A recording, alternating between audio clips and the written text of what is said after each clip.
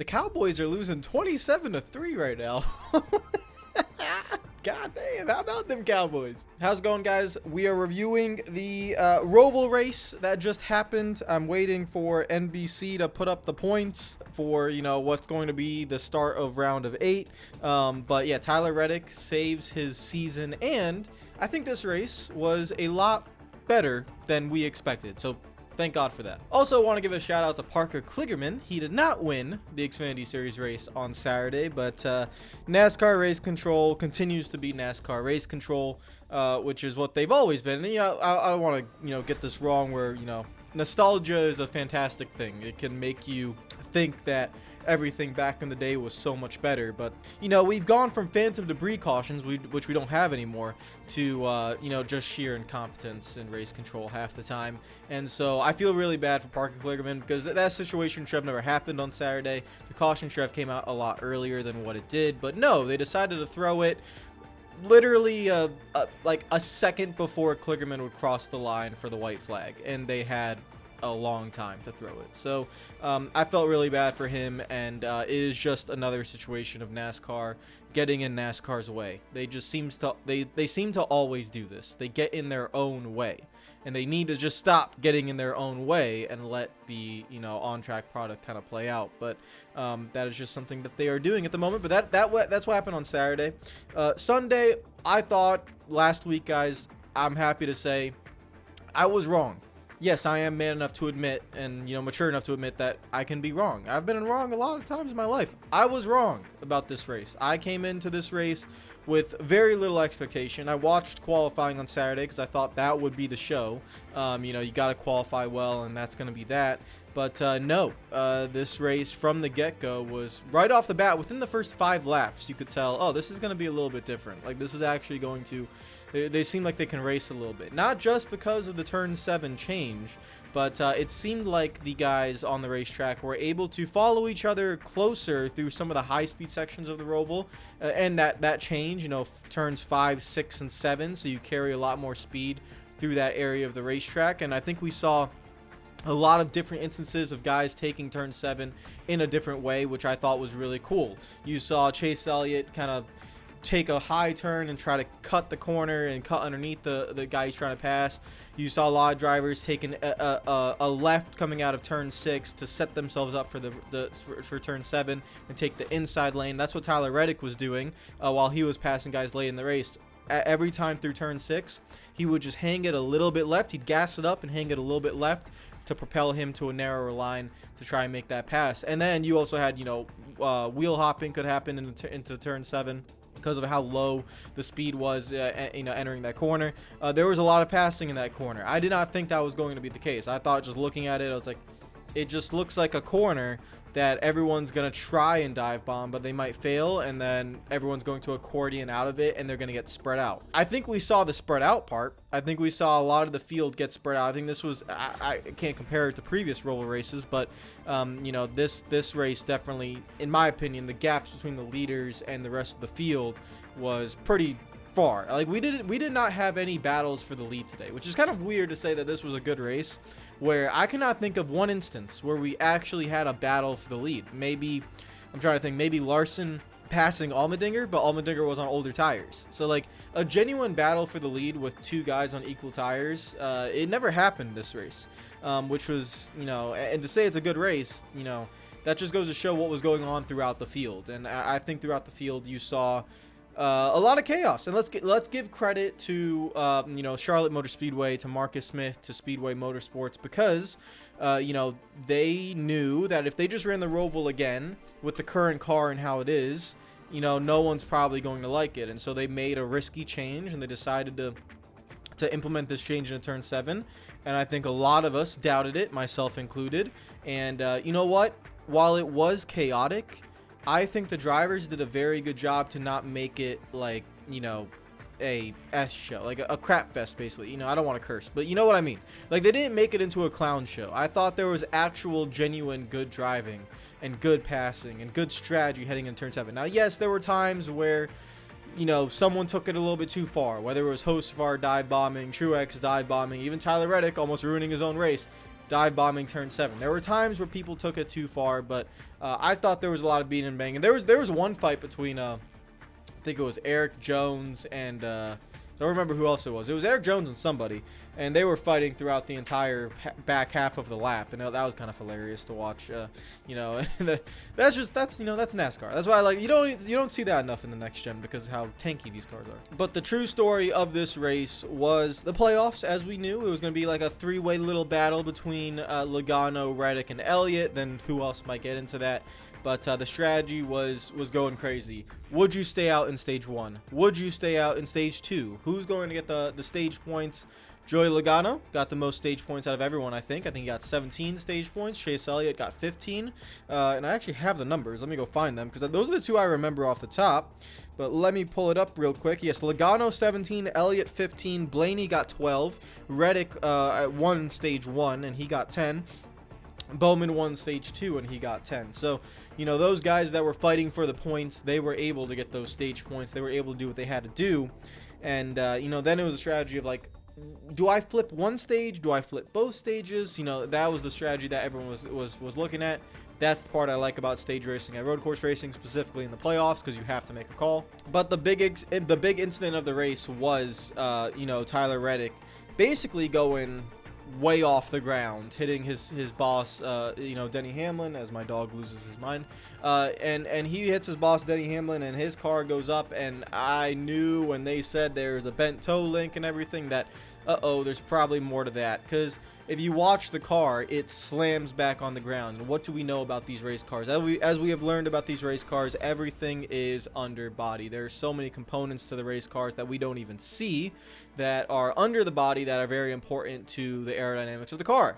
It's basically Formula 1 nowadays. And when Reddick slammed that car back on the ground after being 50 feet in the air, not actually, but, you know, hypothetically, exaggeratingly, more than you can believe, 50 feet in the air, you knew he had damage. Not just toe link damage, but like the actual diffuser on the bottom of the car probably, and the carbon underplate, whatever it wants to be called, it probably got damaged. So I thought at that moment, I'll be honest, stage 2, Tyler Reddick fixes the toe link somewhat, but he's running like 3 to 4 seconds off the pace.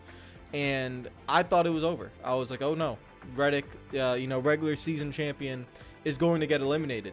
And in a weird way, I thought maybe it was kind of deserved, because since the start of the playoffs, he has not been very good. You know, he was excellent, absolutely fantastic heading into the playoffs with the insane amount of top 5 finishes and the wins, winning the regular season championship. And then the playoffs start, and it just is not the same. He doesn't have the same speed. He's into a lot of accidents. He's not running well, and it was rough. It was like rough for him. And to be fair, you know, it's not just him, to be fair. You know, we've had 2 plate races, which are not Toyota strengths. So he's had to go through a plate race in the first round, a plate race in the second round, and not really get the greatest results in either of them. And he has to deal with Cindric, Logano, Blaney, and all these guys, you know, being amazing at the plate races. And so next to and the Hendrick guys, of course, as well. And so Reddick is in a little bit of trouble. But, you know, lucky for him, and this goes back to last week, lucky for him that Joey Logano and Austin Cindric decided to, you know, be too aggressive and take themselves, not Cindric got unlucky, but you know what I mean, like that, Joey Logano basically being too aggressive, getting involved in that wreck, and that is what saved Tyler Reddick today. Because I think if that big wreck doesn't happen, the guys like Chase Elliott, Joey Logano, Austin Cindric, these guys are clear. And, you know, maybe it's Denny Hamlin and Tyler Reddick actually maybe getting eliminated. So that big wreck at Talladega played a massive part, because Logano had a good day today. Logano has not been the greatest at the road course races, and today I think was his best road course race. He got 17 stage points, and he was running in the top 10 for the majority of the final stage. He didn't have the fastest car, but no one expected him to have the fastest car. He did exactly what he had to do today. But in the final stage, Tyler Reddick and his crew chief make an incredible call. Basically, a caution comes out for, I think with like 30, what was it, around 30 to go, somewhere around there.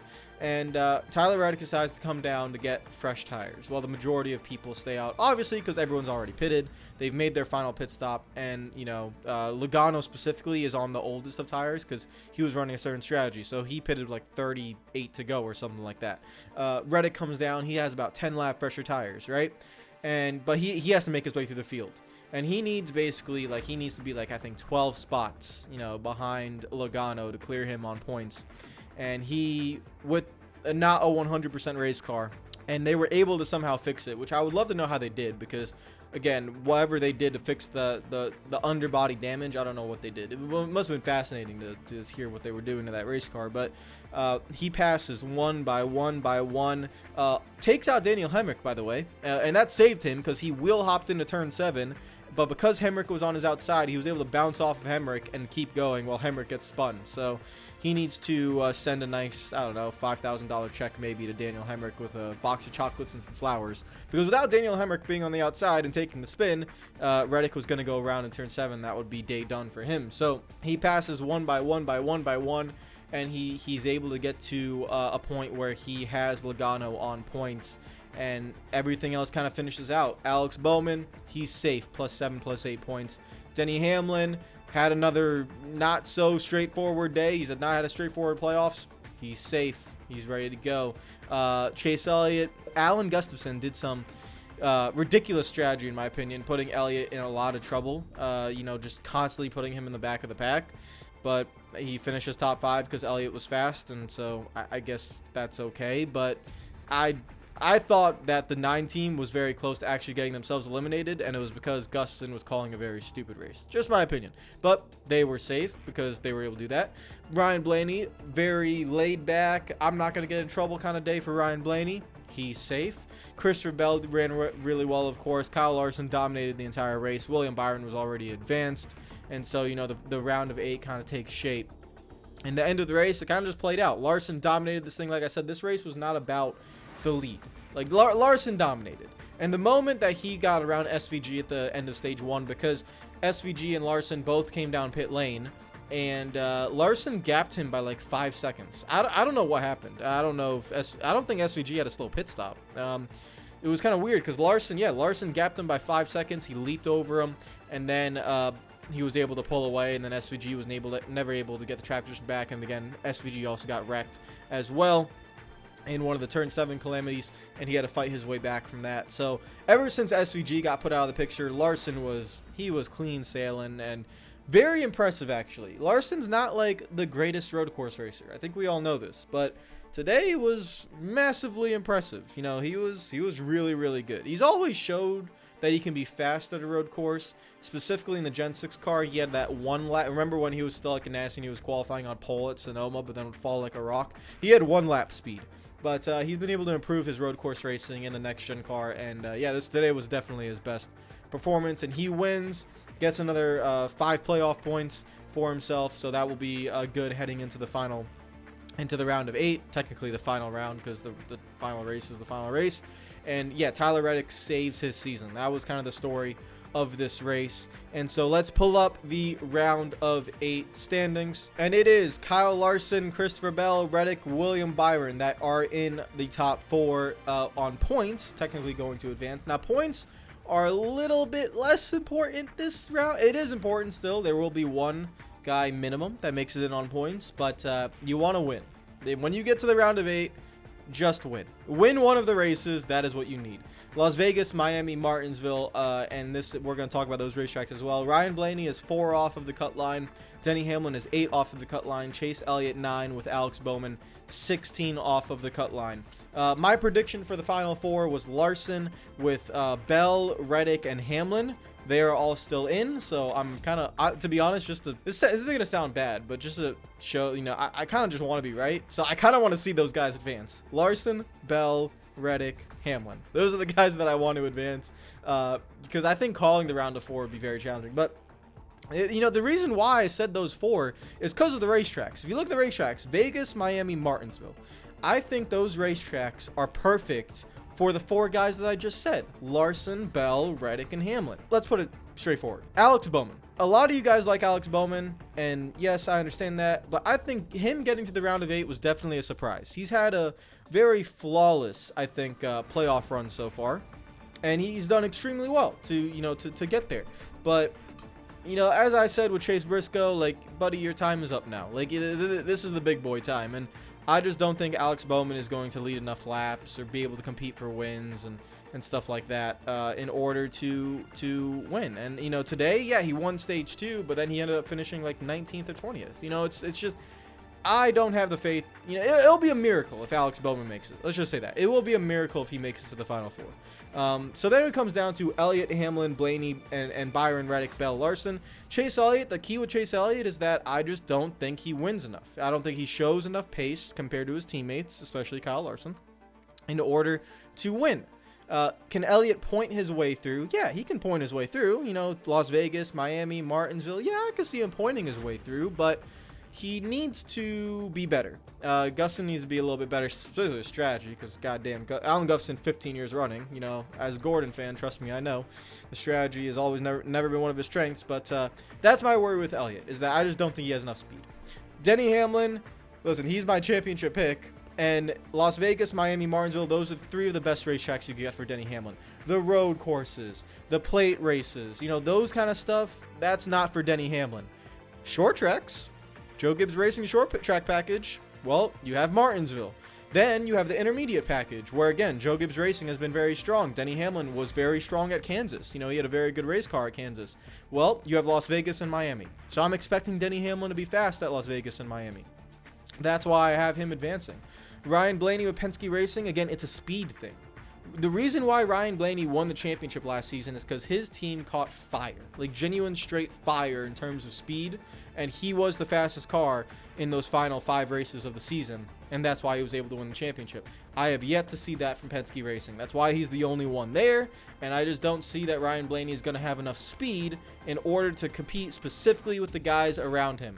Denny Hamlin, very fast at these 3 racetracks. William Byron, to be fair, he has not been that quick throughout the majority of this season, so we'll see how he goes. I also don't have him advancing, but Tyler Reddick, you couldn't ask for 2 better racetracks for Tyler Reddick than Las Vegas and Miami. I actually think he wins one of them.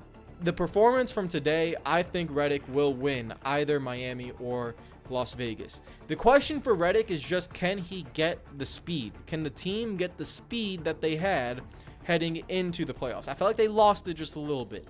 These racetracks are literally perfect. I mean, we're talking when you mix pancakes with syrup on top. The syrup and the pancakes, it's Tyler Reddick at Las Vegas and Miami, it's like mwah. It's like gorgeous. It's like a 10 out of 10 on Santa Monica Beach or something. Like you can't go wrong. And again, with Christopher Bell and Kyle Larson, again, the racetracks, they fit perfectly. It's not as chaotic. It's not as random. It's not Atlanta or Bristol or a road course or Talladega. All that is gone. This is straight up like, hey, it's about speed, driver talent, running the high line. Like, that's what this is going to be about.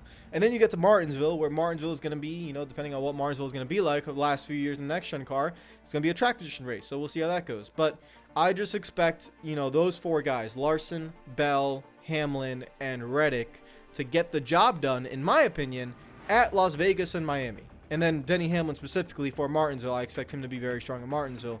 But yeah, Larson also has 33 points. The big thing for Larson will just be, don't, you know, go to Vegas and DNF. It's like, you've had a mulligan in each round at the first race. Like, just don't do that this time. Las Vegas, Miami, man, just all Larson has to do is run top 10 and he's in. You know, that's all he has to do. So he's the one with the massive advantage, and he just needs to not get into a mistake. Don't hit the wall at Miami. You know what I mean? Like, just do a good job there. And Christopher Bell as well. You know, Christopher Bell and Denny Hamlin, I expect them to lead JGR at these racetracks. So I'm very confident in my picks, guys. Let me know what you think in the comments down below. But the reason it was an educated guess. I looked at these racetracks and I was like, man, I think the 4 guys I have, if they get to this round, I don't think there's any stopping those 4. Obviously, there will be the restarts, DNFs, stuff like that can change it. But if you know, we'll see how it goes. I think it's going to be a fascinating round of 8, and I think the challengers to the 4 guys that I have advancing are as hard as it gets. William Byron, Ryan Blaney, Chase Elliott, Alex Bowman. You know, not Alex Bowman, but the other 3, I think that's as challenging as it gets. Alex Bowman, just, you know, pray for a miracle, try to win a race, because you're not outpointing these guys, my friend. We'll see how this goes. It's going to be a fascinating round of 8 with I'm expecting 2 very good races at Las Vegas, and I'm expecting Las Vegas to be a banger. Honestly, if you are not watching next week, I think Vegas is one of the more underrated tracks on the circuit. Everyone's like, oh, Kansas, oh, Homestead. Man, Vegas is Vegas is a terrific mile and a half right now. I just want to point that out. So it's going to be a very fun race. We'll see how it goes. Let me know what you think in the comments down below. About the ROVAL. The ROVAL was a lot better than what I was expecting, so that's very good. I got no complaints about the race. You know, while you have the next gen car how it is, just shout out to, you know, Marcus Smith and the Speedway Motorsports for making those adjustments. And let's see how the round of 8 goes and who's going to make the final race at Phoenix. Take care of yourselves. Enjoy the rest of the day. I want to give a shout out to all the Patreon members at the end of this video. Thank you guys for your support as always. Make sure you hit the subscribe button if you are new to the channel. Make sure you guys comment down below with your thoughts on the race. Follow me on Twitter if you're not already, and on Instagram for the rare Sky post, as he is currently waiting for me to finish this video. Take care of yourselves and enjoy the rest of your Sunday, and hopefully the Cowboys are not losing 34-3 or something like that. I'm sorry, Cowboy fans. I literally just saw that on Twitter before I started recording. That's why I laughed. I didn't know that was happening. I was watching the race. Take care of yourselves. Enjoy the rest of your day. Peace out.